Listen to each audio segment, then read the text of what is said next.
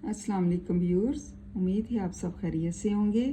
आज का हमारा उन्वान शायर का तारुफ है शाह अब्दुल लतीफ़ भटाई। इनकी तारीख़ पैदाइश 1751 से लेकर 1990 तक है।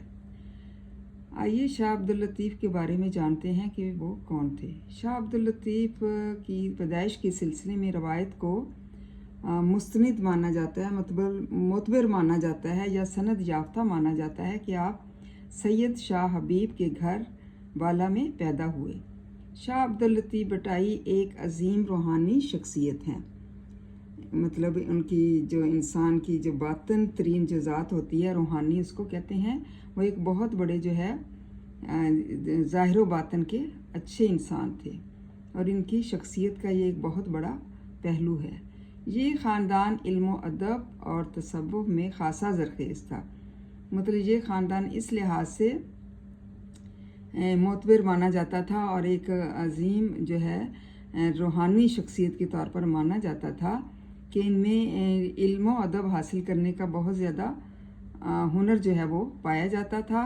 और तसव्वुफ़ में भी, तसव्वुफ़ किसे कहते हैं? वो इल्म जिसके वसीला से सफ़ाई कल्ब हासिल हो।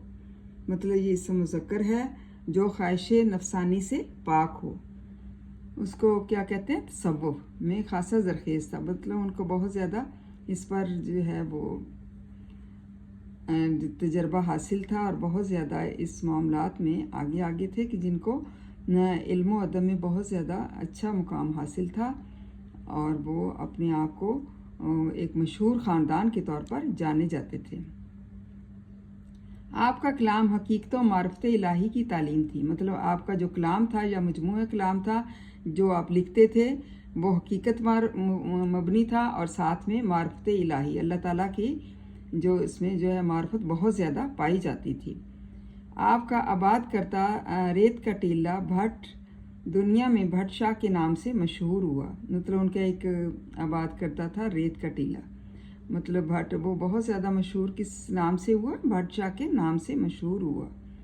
दुनिया में कितने लोगों ने शाह लतीफ़ की शायरी के असरार व रमूज़ जानने के लिए सिंधी ज़बान सीखी।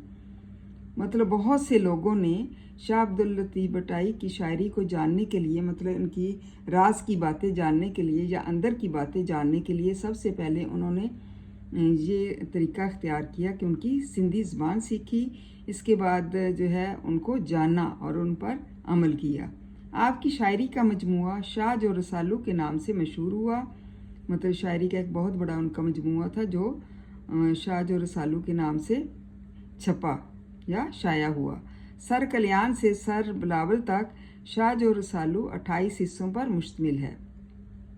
मतलब इसके मुख्तलिफ हिस्से बताए गए हैं जो सर कल्याण से लेकर सर बिलावल तक हैं और ये जो है शाह जो रसालू ये 28 हिस्सों पर मुश्तमिल है। उम्मीद है तलबा आपको शाह अब्दुल लतीफ़ भटाई की समझ आ गई होगी कि किस तरह से उन्होंने अपना एक जो है ज़ाहिरी तौर पर जो है वो एक रहे और बातनी तौर पर भी एक रहे। इसको अच्छी तरह से याद करें, लर्न करें। थैंक यू एंड जज़ाकल्लाह खैर।